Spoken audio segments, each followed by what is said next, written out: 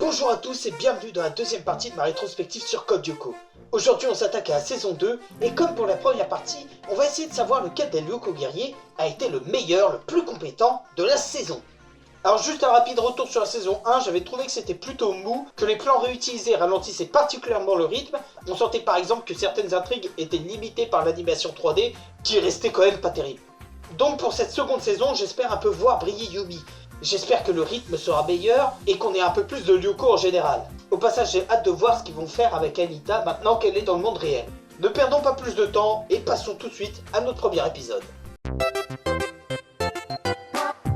C'était vraiment cool comme épisode. Alita peut désormais habiter sur Terre grâce au super scan de Jérémy. Mais Xana revient avec de nouveaux monstres. On a l'introduction de William qui va compliquer les choses entre Yumi et Ulrich, mais on a aussi l'ermitage dont je trouve l'ambiance assez sympa. C'est cool, du coup on a quelques nouveautés et du coup j'ai mis à jour mon système de points.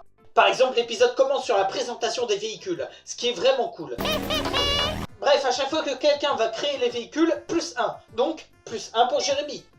J'ai une autre catégorie qui s'appelle gestion de l'ordinateur. Par exemple, à chaque fois que quelqu'un va faire un scan des Lyoko guerriers, ce sera plus 1 point. Mais ça peut fonctionner aussi pour d'autres choses, comme par exemple Jérémy qui gagne plus 1 point pour avoir rechargé Odd en fléchette. Catégorie suivante, niveau combat, j'ai précisé les choses. Toujours plus 2 pour chaque monstre tué, mais aussi plus 1 pour les assists et plus 1 quand quelqu'un protège quelqu'un d'autre. Ici, Odd gagne plus de points pour son kill et Alita gagne plus 1 pour avoir fait l'assist. Catégorie suivante, c'est la même qu'avant, chaque tour désactivé, Alita gagne 3 points, donc ça c'est simple, ça bouge pas. Catégorie suivante, lutte IRL, si nos personnages luttent concrètement contre la menace, ils gagnent de 1 à 5 points. Par exemple ici la menace c'est un lieu hanté, pas si dangereux. Odd, Ulrich, Yumi et Alita gagnent tous 2 points parce qu'ils ont subi la menace, mais n'ont pas lutté concrètement. Autre catégorie, l'enquête, lorsque le personnage mène une enquête qui porte ses fruits, il gagne des points, c'est simple.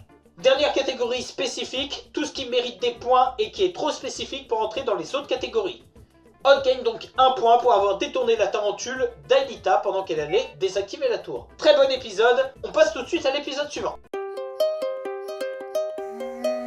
On continue avec un épisode plutôt sympa qui se concentre sur Alita. Ça fait du bien d'avoir enfin une vraie intrigue sur elle, qui se passe dans le monde réel d'autant plus. C'est plutôt sympa, après une saison où elle était coincée sur Lyoko, de la voir enfin vivre sa vie de vraie collégienne. Toutes les scènes de l'internat sont vraiment sympas, mais l'idée que Alita ait des difficultés à s'adapter à la Terre, c'est plutôt attendu et c'est assez forcé. Genre on a l'impression que les garçons font exprès de la laisser seule. Bon, le reste de l'épisode est assez sympa, l'action est vraiment très bien rythmée, et il y a tout un mystère qui se développe autour de Franz Soper, le soi-disant créateur de Lyoko, qui semble être lié à Alita. Petite nouveauté, la méduse. Un nouvel ennemi particulièrement coriace qui va devenir l'enjeu de plusieurs épisodes. Alors du coup, niveau points, ce sera 3 points pour le personnage qui réussira à chasser la méduse, soit 3 points pour cet épisode pour Yumi. Et voici le 5e territoire, la nouveauté de cette saison. C'est un endroit très difficile, très dangereux, avec ses propres règles, un labyrinthe dont la difficulté est très bien mise en valeur par cet épisode, notamment par le fait que Alita soit la seule à s'en sortir vivant. Le challenge de rajouter un bouton sur lequel il faut appuyer rend la tâche d'autant plus ardue, et l'idée qu'on ne puisse pas se rematérialiser sans le code, ça fait bien monter d'un cran l'attention. Alors du coup, je vais rajouter des règles spécifiques pour le comptage de points. À chaque fois que quelqu'un rentre le code Scipio, plus 1 point. Ensuite, si un des Lyoko guerriers appuie à temps sur le bouton, plus 1 point pour lui. Et enfin, une catégorie recherche d'infos, que ce soit via l'interface, via l'exploration ou via l'ordinateur, je rajoute des points si les personnages ont réussi à rapporter des infos utiles. Donc pour cet épisode, plus 6 points pour Jérémy et plus 3 points pour Alita. À part ça, l'épisode est super, on a beaucoup d'action, mais pas que ça, on mélange bien avec une sous-intrigue pour Yumi qui va devoir gagner la confiance de ses parents, ce qui va mener à une fin d'épisode avec plus de Jim, donc encore mieux. Pour revenir à Yumi, c'est aussi la première fois qu'on voit son petit frère, qui n'existait pas dans la saison d'avant, qu'on soit bien d'accord. Dans l'épisode 3, il partait en vacances avec toute la famille, et il n'y avait pas son petit frère. Mais sinon, super épisode.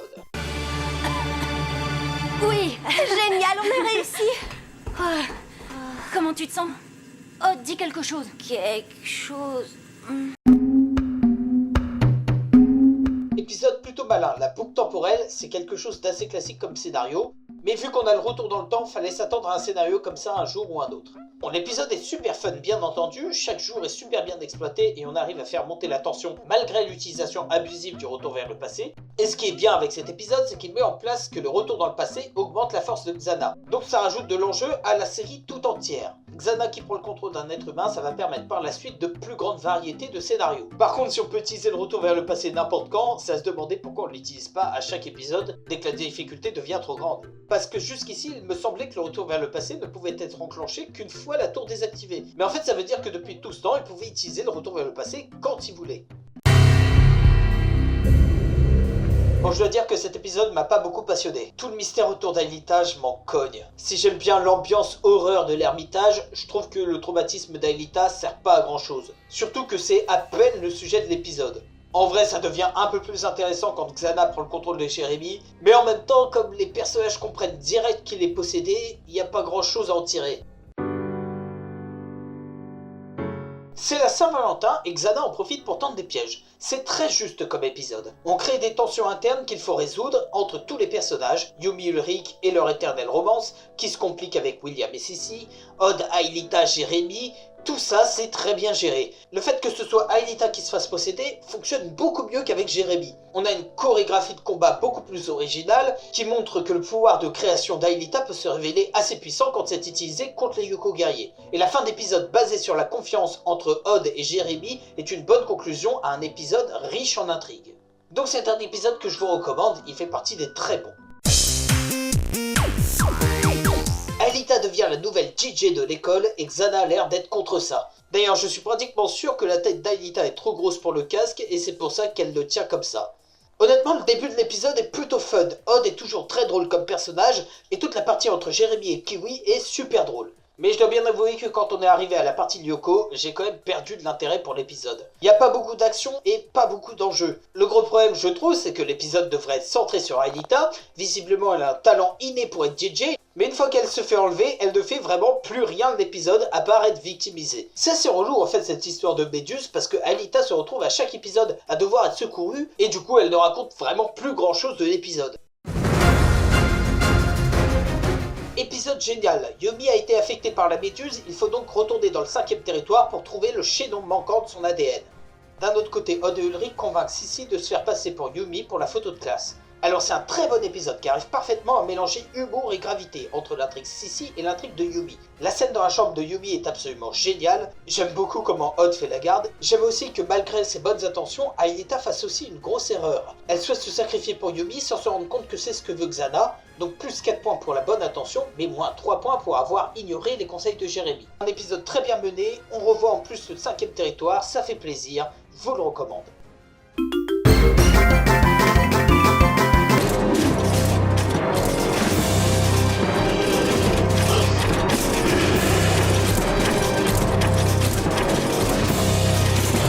Alors, je sens qu'on va avoir beaucoup de points à compter.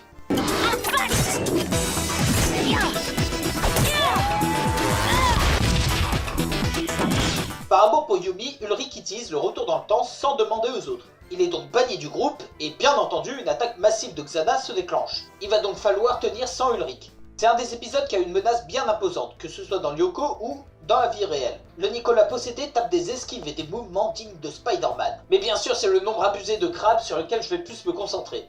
J'aime beaucoup la quête de rédemption d'Ulrich, bien entendu qui va être le sauveur de l'épisode. C'en est presque abusé à quel point il est compétent pour se rattraper. Plus 11 points carrément. Mais les autres persos sont pas forcément en reste. Je dois dire qu'Aelita était bien utile avec son mur de sable.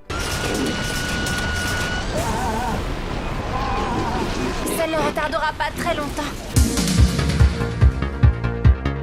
La Marabunta, voilà un épisode plutôt sympa. Jérémie a créé un programme qui se retourne contre Aelita et Odd. Pendant ce temps, Ulrich essaye de draguer Yumi et se foire complètement. Voilà un épisode où Xana s'allie au Lyoko guerrier, c'est plutôt cool. On a une alchimie sympa entre nos héros et le virus. La seule chose que j'ai pas vraiment aimé, c'est la réaction finale de Xana, un peu trop humaine à mon goût. Bon, à part ça, Odd il fait vraiment l'épisode. Entre sa manière de donner des ordres à Xana, ou l'action finale qui lui demande de planter une flèche dans la Marabunta originelle, et qu'il le fait à dos de crabe, incroyable. Par contre, niveau points, ça se complique. Bon déjà Ulrich, tu perds 3 points pour avoir ignoré l'appel à l'aide de tes camarades. Mais c'est surtout Jérémy qui fait un certain nombre de points avec son programme. Alors déjà ça me paraît juste qu'il prenne moins 5 en moins pour la création de son programme maléfique. Mais factuellement, son programme a été surefficace. Donc plus 2 pour chaque kill et plus 1 quand les kills sont hors champ, soit 15 points, plus 3 points pour la gestion de l'ordinateur, donc avec le moins 5, 13 points au final. Et bien voilà un épisode qui traite Xana plus logiquement. Le supercalculateur manque d'énergie, ce qui tue Xana, mais aussi Aelita, ce qui va mener logiquement Jérémy à s'allier au virus. Mais cette fois-ci, quand le problème est réglé, Xana les laisse pas tranquilles. Il redevient logiquement une menace. Bon, le reste de l'épisode est sympa, on a un très bon traitement de l'état d'Aelita, et on a tout un mystère autour. Et si j'allais me plaindre que encore une fois c'est un épisode où Aelita est mise en danger, elle se défend quand même en fin d'épisode, c'est un épisode pas exceptionnel, mais ça fonctionne. Enfin, bon, en attendant, moi aussi je dois affronter un destin pire que la mort. Ah bon? Ouais, un cours avec Madame Meyer. Voilà un épisode bien créatif. Jérémy utilise le retour vers le passé pour augmenter ses capacités mentales, mais ça lui bousille le cerveau. J'ai beaucoup aimé créativement cet épisode. On va avoir 3 aventures dans Lyoko, et chacune d'entre elles va montrer des moyens tous plus cool les uns que les autres d'éliminer les ennemis. Tiens, ce move de Yumi.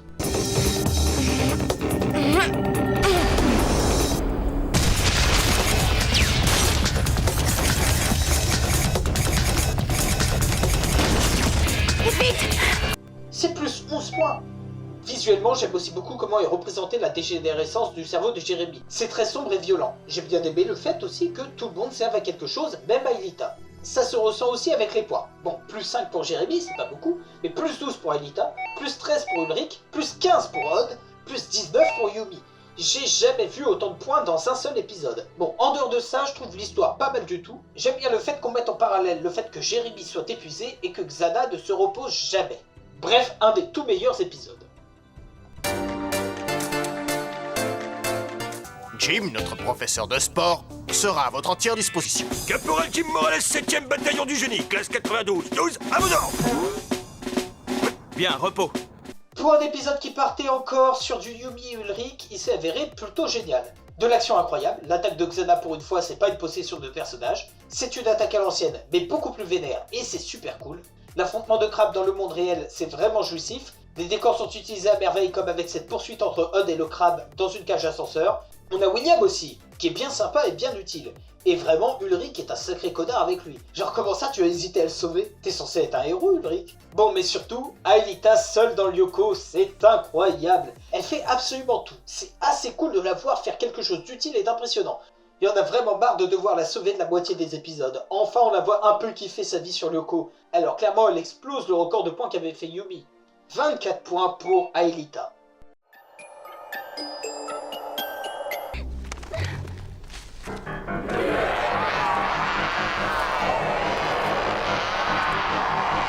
Xana cause une invasion de zombies et c'est génial. On fait un véritable court-métrage de zombies avec une bonne partie des codes ou bien des refs à d'autres films d'horreur. C'est l'une des attaques de Xana les plus efficaces. Ça fait un peu penser au scénario qu'on pouvait avoir dans la saison 1 mais poussé beaucoup plus loin. C'est aussi un des épisodes qui me font apprécier le personnage de Sissi d'autant plus. Elle peut être un allié sympathique et important. Bon niveau zombie c'est plutôt cool, je suis juste déçu qu'on n'ait pas fait quelque chose avec le zombie Odd. Mais à côté on a un très bon passage dans Lyoko, plein d'acrobaties et on sent bien que la situation passe de c'est chaud à c'est pratiquement impossible. Reste que la scène finale dans Lyoko aurait pu simplement être résolue si Jérémy avait invoqué les véhicules. Mais bon, un de mes épisodes préférés, allez, passons au suivant. Et bien on enchaîne avec l'un des meilleurs épisodes. Xana prend le contrôle du père de Sissi et kidnappe Yumi et Odd. Ulrich part les libérer tandis que Sissi se rend utile pour aider Aelita et Jérémy. Ça fait du bien de voir Sissi découvrir Lyoko avec cette naïveté touchante. Encore une fois son personnage est super bien traité. Il a dit qu'effectivement des charges il en avait, mais qu'il ne savait pas encore où les placer. Et puis il y a eu ce coup de fil où je l'ai entendu qui disait avoir reçu les... je sais plus, ça sonnait comme dessinateur ou décorateur, enfin quelque chose comme ça. Les détonateurs? Oui, voilà, c'est ça. On évacue l'école!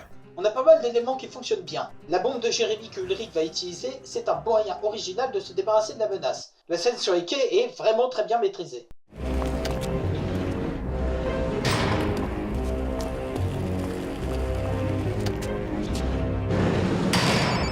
Well, we cut corners. Sometimes, to save money, our animators will reuse the same backgrounds over and over and over again.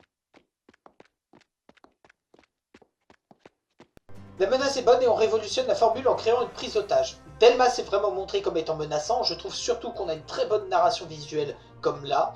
Pareil, un petit détail, on montre la porte se refermer avant que l'on comprenne que Sissi vient de partir. Ou plus généralement, pour l'humour.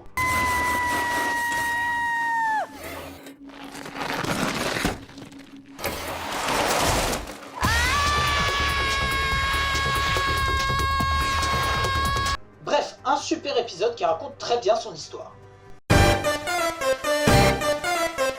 Code Lyoko, c'est pas la série la plus drôle, mais cet épisode est très fun. Yumi et Odd échangent de corps, ce qui va donner beaucoup de situations burlesques. Que ce soit les blagues gays avec Ulrich, le racisme de Odd. Mais j'ai vraiment pas faim. Je vais aller me coucher.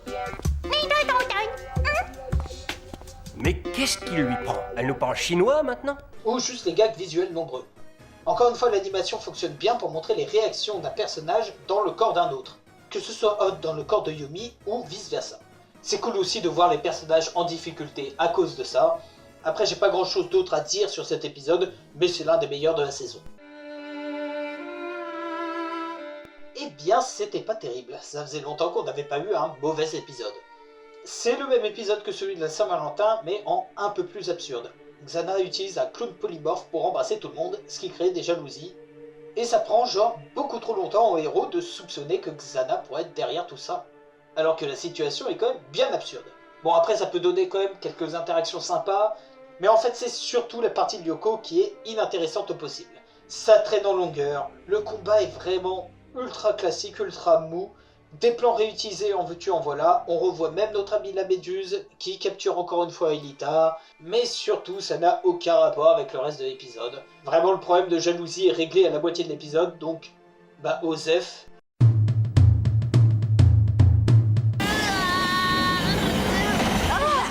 Alita, comment tu te sens? Dis quelque chose. Quelque chose. Jérémy trouve l'antivirus pour Aelita, mais il ne marche pas et la rend invisible. Dis voir, Alita, c'est comment d'être invisible? Bah justement, Odd, c'est ça le problème. On ne sait pas. Le sujet de l'épisode, c'est le vertige. Et bah c'est pas ce qu'il y a de plus intéressant, surtout que quoi, Ulrich il escalade une montagne sans trop de difficultés, tout ça pour au final tomber de plusieurs mètres et n'avoir aucun dommage. Pareil, on a une meute de loups, attention c'est dangereux, mais pourquoi certains loups sont des illusions et d'autres non? Et du coup, l'invisibilité d'Aelita, c'est un gag et c'est tout. Genre vu ce qu'ils avaient fait entre Yumi et Odd qui échangent de corps, T'inquiète, t'as pas de sushi à te faire. Bah bravo, très drôle. il y avait moyen que ce soit beaucoup plus drôle une situation comme ça. Mais non, c'est vaguement un problème. Bon, à part ça, la partie Lyoko est un peu mieux, Aelita et Odd font quelques moves intéressants, mais bon, c'est pas un très bon épisode. Xana déclenche une tempête de neige et ça devient violent très rapidement. Ok, j'adore les décors enneigés, ça donne un cachet à l'épisode, c'est incroyable. Dans cet épisode, on nous montre un Xana très cruel, puisque faire mourir des gosses de froid, et ça se fait pas. L'ajout du personnage de JT, même si c'est juste un con, rajoute vraiment une touche d'humour appréciable.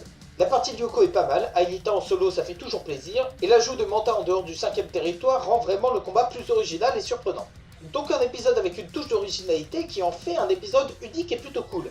Mention spéciale à Jim qui fait un très bon travail de prof, sauf quand il a laissé 4 personnes sortir dans le blizzard, mais je vous jure c'est un très bon prof. On a à nouveau un épisode sur l'origine d'Alita, et ici c'est mieux fait, on raconte quelque chose avec cette histoire. Le trauma, les flashbacks sont utilisés narrativement, et ça permet de justifier Aelita qui n'en fait qu'à sa tête et se rend sur le 5ème territoire. Bon, ça reste décevant parce que cette histoire traîne. Genre, mon dieu, Aelita aurait été humaine avant? Genre sans déconner, ça mérite pas autant d'épisodes de suspense pour un si petit mystère. Connaissant les réponses qui vont arriver, y a pas grand chose au final. Bon, l'action dans Lyoko est plutôt tendue par contre, c'est assez cool le travail de groupe qu'on a entre les personnages. Mais bon, au final, même si le traitement du trauma d'Aelita est plutôt bien fait, l'épisode reste décevant et on n'apprend rien de plus. Xana prend le contrôle de l'infirmière durant la visite médicale et du coup la suite c'est du classique. Vraiment un épisode cool, surtout sur le fait que Jérémy transforme Odd en Super Odd pour affronter Xana. Et c'est sympa que cette péripétie permet de rajouter une tour à désactiver en plus. Pareil, je trouve ça plutôt cool le retour du terrain invisible, ce qui donne une lutte intéressante. Et niveau points, Ulrich fait monter le record à 25 points. Allez, épisode suivant. Peut-on apprécier un épisode avec un début aussi nul?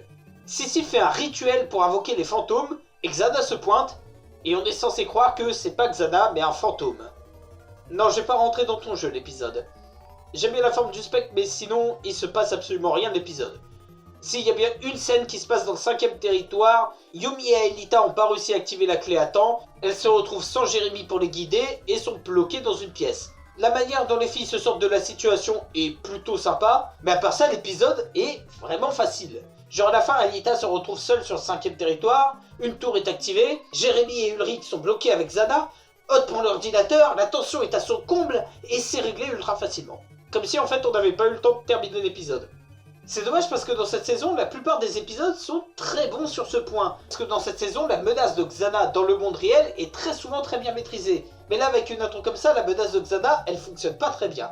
Parce que tout de même, comparé à d'autres épisodes, j'ai l'impression qu'on a un rythme un peu similaire. Mais là, comme la menace de Xana est toute pourrie... Bon allez, épisode suivant. Alors, ça va les gars? Dites quelque chose. Quelque chose. Oh stop, désolé, interdit de me piquer mes vannes. On arrive proche de la fin de saison et c'est le retour de Franz Hopper. Vous savez, le gars qui a créé Lyoko. Vous vous souvenez?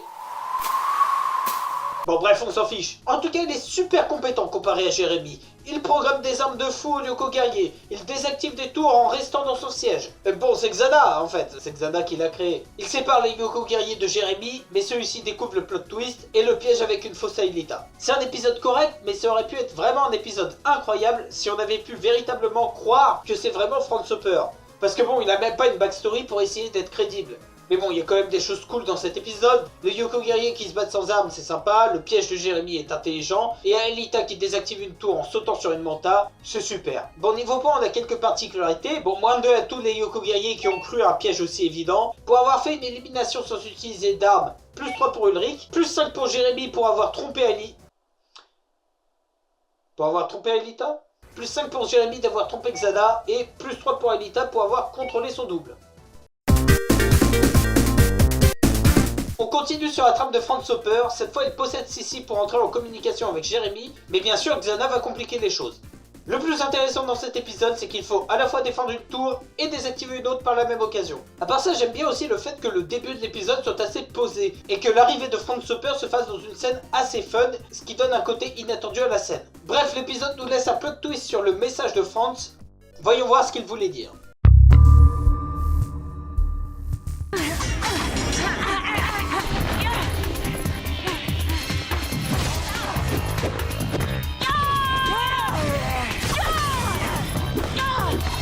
Ça c'était kiffant. Épisode maîtrisé de bout en bout. L'idée d'avoir des réponses à la fin de l'épisode, c'est assez malin. On a un épisode génial, parce que si la défense d'une tour, c'est pas ce qu'il y a de plus passionnant, ça le devient quand Xana prend la forme d'Odd et entre sur Lyoko. D'ailleurs, Jérémie niveau point, ça doit être la 3e fois qu'il y a un problème avec le scan, et tu ne remarques toujours rien, moins 1 point. Niveau comptage de points, ça se complique. Sans compter l'intro dans le 5e territoire, Odd ne fait rien de l'épisode, donc plus 0. Yumi le sauve de la noyade, plus 5 points. Aelita lance le programme, plus 3 points. Jérémie a qu'une tour, plus 2. Localise Odd, plus 3. Ulrich tue 2 rampants, donc plus 4 points. Tue un clone de lui-même, on va dire plus 5 points, ça me paraît légitime. Mais moins 2 parce qu'il est mort bêtement et a failli faire rater la mission. Au final, l'épisode est super cool, notamment grâce au combat de sabre, mais aussi parce qu'on a trouvé une bonne utilité à Yumi. Et surtout grâce à la révélation finale. Que Franz Hopper avait un enfant. Une petite fille. Ah ouais? Et qu'est-ce qu'elle est devenue? Eh bien, il l'a virtualisée sur Lyoko, en même temps que lui. Et elle aussi a été victime de Xana? Non. Non, elle est restée sur Lyoko. Wow, c'était pas du tout évident. Personne ne s'y attendait. Les clés du monde de Lyoko. C'est ça que Xana cherche à voler dans la mémoire d'Aelita. Et après, à quoi elle lui servirait? À s'évader du supercalculateur et à prendre le contrôle du monde. J'adore Code Lyoko. 52 épisodes pour comprendre l'objectif de Xana. 52. Pour vous rendre compte, on est déjà à la moitié de la série et on apprend que maintenant l'objectif de Xana. J'adore Code Lyoko. Bref, nous voici à la fin de la saison 2, une salle de boss, on a les Lyoko guerriers au maximum de leur forme, les actions sont héroïques, mais la force de Xana est beaucoup trop grande.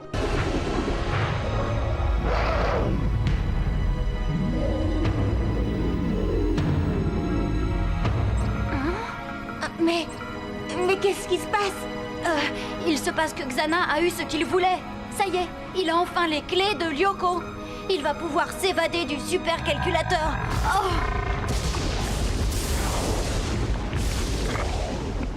Échec total.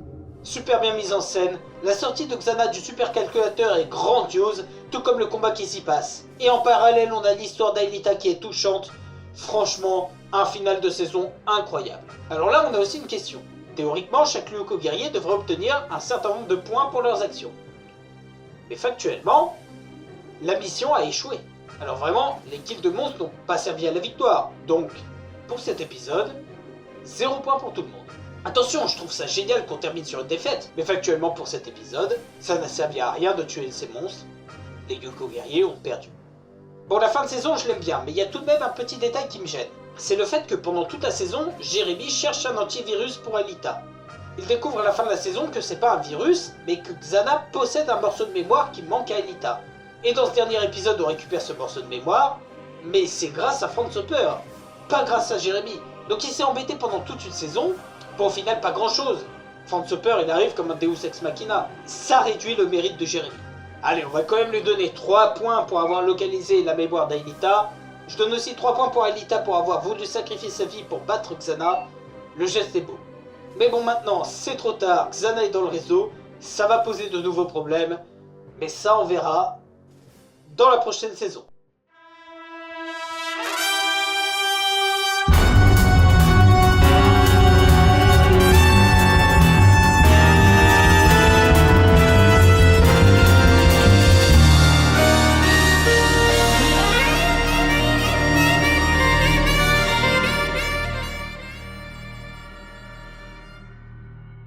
Alors c'était une sacrée saison, franchement la plupart des épisodes étaient très bons. On a vraiment une ambiance très sympa dans tous les épisodes, c'est super plaisant à suivre. Je vous recommande vraiment la saison 2, il y a très peu de mauvais épisodes, franchement vous devriez passer un bon moment. C'est bien parce que les personnages sont de plus en plus attachants, ils ont une personnalité qui s'est beaucoup développée dans cette saison 2. Odd a toujours été le plus drôle à suivre et il est toujours très fun, mais Yumi est aussi super intéressante. On a un très bon équilibre entre sa froideur et sa gentillesse, et le fait qu'elle soit à la fois grande sœur pour certains des personnages et amoureuse pour Ulrich, c'est super touchant à suivre. Ulrich j'aime particulièrement, il s'est vraiment vu développer une personnalité plus égoïste, plus tête de mule, ce qui est plus intéressant pour le distinguer de Odd. Bon par contre Jérémy, lui il a pas beaucoup changé. Faut dire que dans la saison 1, ça a toujours été l'intello derrière son ordi, il a toujours été traité différemment du reste du groupe, mais donc là, ça n'a pas beaucoup changé. Reste que la plupart des intrigues sur lui sont super intéressantes et vraiment bien traitées. Par contre, Aelita, c'est compliqué.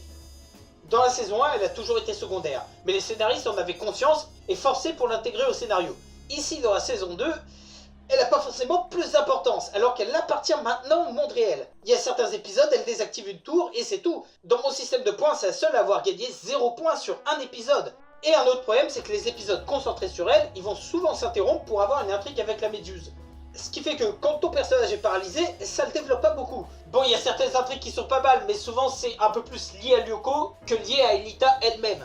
Il lui arrive rarement une histoire intéressante dans le monde réel. Bon, à part ça, les épisodes sont quand même beaucoup plus dynamiques. On a des changements de formule avec ce qui se passe dans le 5e territoire, on a toujours quelques plans qui se répètent, mais c'est souvent mieux camouflé dans la mise en scène. En tout cas, les enjeux sont souvent plus intéressants, mieux mis en scène, c'est très palpable. Bon, il y a peut-être un peu trop de possession de personnages à mon goût, mais clairement, c'est très amusant à voir. Niveau animation, ça s'est amélioré, et c'est bien parce qu'on a des intrigues qui sont entièrement centrées sur Lyoko. Les combats sont plus fluides, plus longs et plus créatifs en général, et les véhicules rendent tout plus cool. Alors du coup, il est temps de savoir lequel des Lyoko guerriers a été le plus compétent.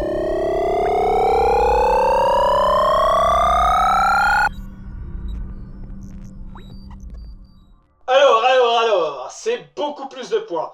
Tout le monde a dépassé la centaine. C'est à la fois dû à mon nouveau système, mais c'est aussi parce que maintenant il y a beaucoup plus de monstres, beaucoup plus d'actions qui valent des points. Alors tous ces résultats me surprennent. On est passé de 2e à dernier avec 142 points, je m'y attendais pas. Aelita à 155 points alors qu'elle était première en saison 1, c'est cohérent avec ce que je vous ai dit avant, mais tout de même. Jérémy et Yumi sont côte à côte avec 178 et 179 points. Jérémy, je pensais qu'il allait terminer dernier, mais visiblement il y a plus d'intrigues sur lui que ce que je pensais. Et Yumi, je suis bien content qu'elle ait gagné une bonne utilité durant cette saison. On s'amuse beaucoup plus avec ses différents pouvoirs, la télékinésie ou ses éventails. Ulrich Ier par contre, je le voyais venir. Les animateurs ont l'air de vraiment beaucoup kiffer les combats au sabre. La saison 2, c'est la saison où Ulrich commence à briller. Rendez-vous compte qu'il met 40 points d'avance à son coloc. Alors avant de terminer, j'ai quelques nombres intéressants. Le record de points en un épisode, c'est Ulrich avec 25 points. Et c'est aussi lui qui a le record de kills en un épisode avec 11 kills. On a eu 19 épisodes avec des tours à désactiver, avec en tout 22 tours désactivés. Et c'est Yumi et Ulrich qui ont été les plus efficaces dans la lutte IRL contre la menace avec 32 points chacun. Bon bref, saison très bonne, on se retrouve bientôt pour la prochaine saison. On ira, on saura.